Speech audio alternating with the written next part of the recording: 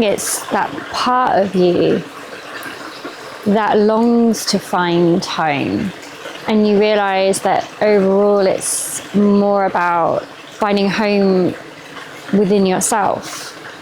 And although I've been on a 10-year journey to understand that, to really, truly, deeply understand what it means to find home within oneself, I don't think that 10 years is enough. When I was reading Women Who Rise Rooted by Sharon Blackie, I was struck by how much I knew from her book already and how much I took from her book in terms of the pangs of what it means to come back to roots.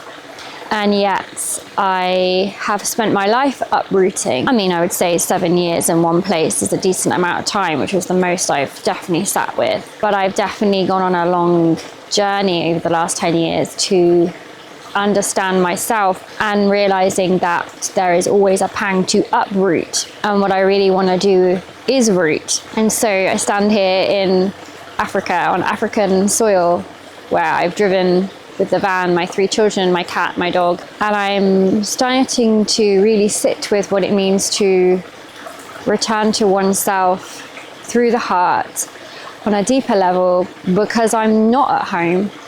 I'm not in my culture that I know, but at the same time, there is and always has been a pang to the African soil.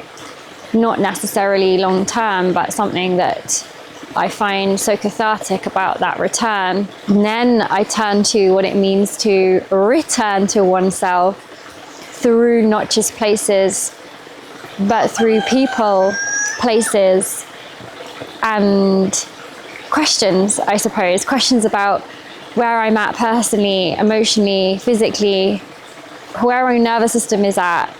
It's a constant returning to oneself through journeying into the heart, through journeying physically, and that's okay. I used to think that it was just simply I was a flight risk, but actually I'm just simply on an exploration of what it means to truly live in this world that right now seems so difficult to navigate.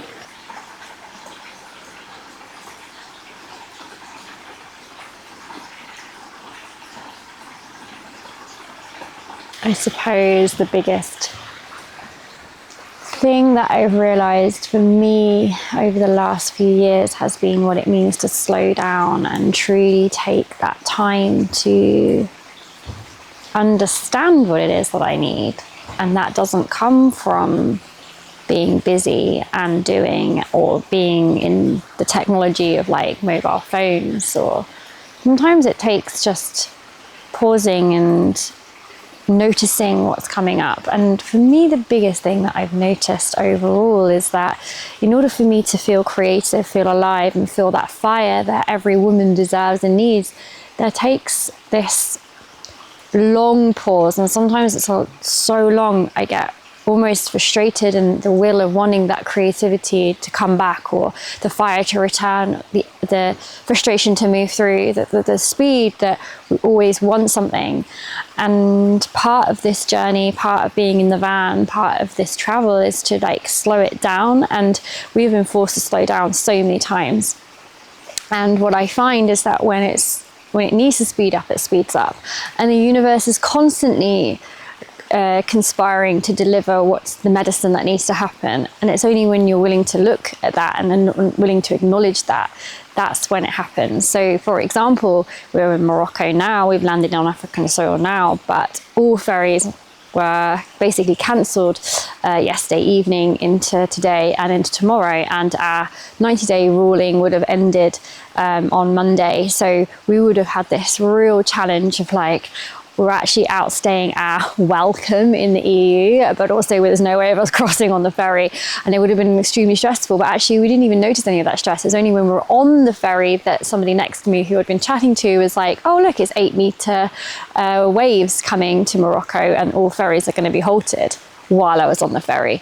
The chances of that, the fact that we waited so long to go to Morocco and then that happens, it's just this constant reminder of what it means to surrender, which is what I've been writing about a lot in Substack. And then surrender is that word that comes with softness and landing and gentleness. And I find that that's probably why I'm so drawn to like the land of Africa and the people of Africa, because there's so much softness about them. You can be in the busy when you want to, and you can be in the slow when you want to. And I think there's something really beautiful around that. And that's why I was so desperate to bring my children and Ali to this place, because this is exactly where where I feel I learned so much about myself when I came to Africa 20 years ago, and actually 20 years ago to this year.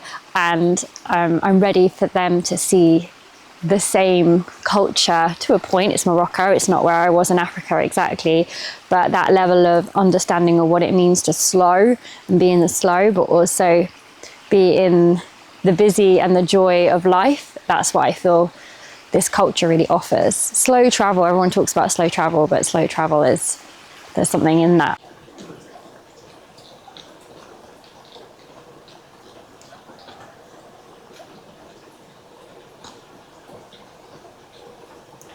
I started putting myself online, and there became this like safety piece that always comes up. People don't always recognize when it comes to online work. I've been putting myself online for like 10 years. So I understand what it means to put out work, put out creativity, and try and find joy in what it is that we're posting.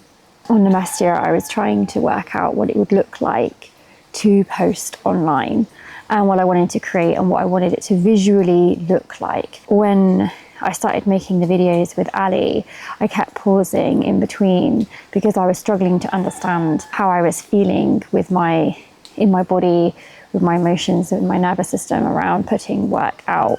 And basically what I realized was that I went into a huge freeze response last week, because I'd been putting out work continuously, putting out stuff on Instagram continuously, and sucked into more hooks.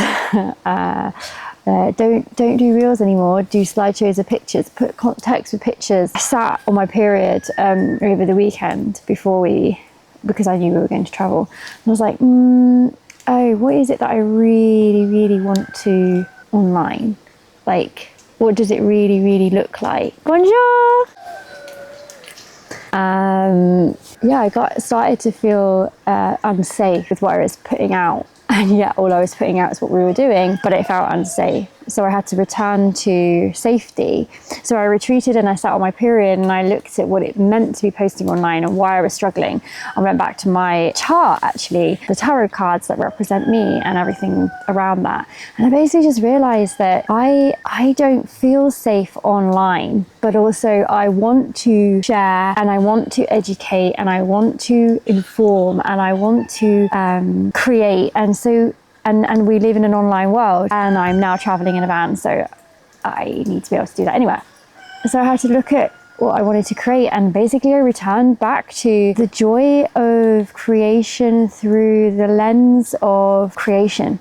Not because I should, not because I need to, but if I just return back to my breath and back to my knowledge and back to my understanding of what I actually want to put out in this world, what does that look like? And I realized that actually what it looks like is, there was a really good question that I thought about. It's like, if this wasn't out there, would it really matter? Like, if no one saw it, but it wasn't out there, how would that make me feel? And it's like, that's the level and that's the degree of what I want to post. It's the real beauty of where I'm at, the raw beauty.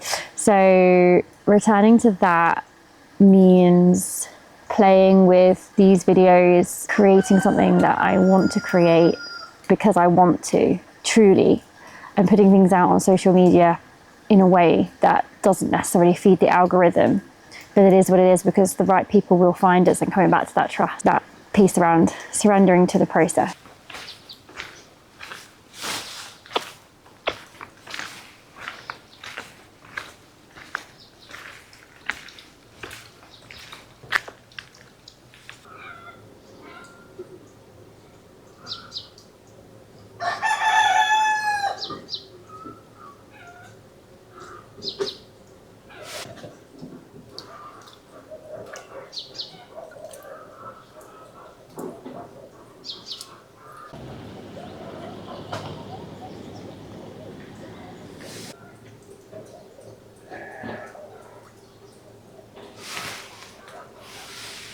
I don't have any answers, just a lot of pondering and a lot of looking at socials through a different lens,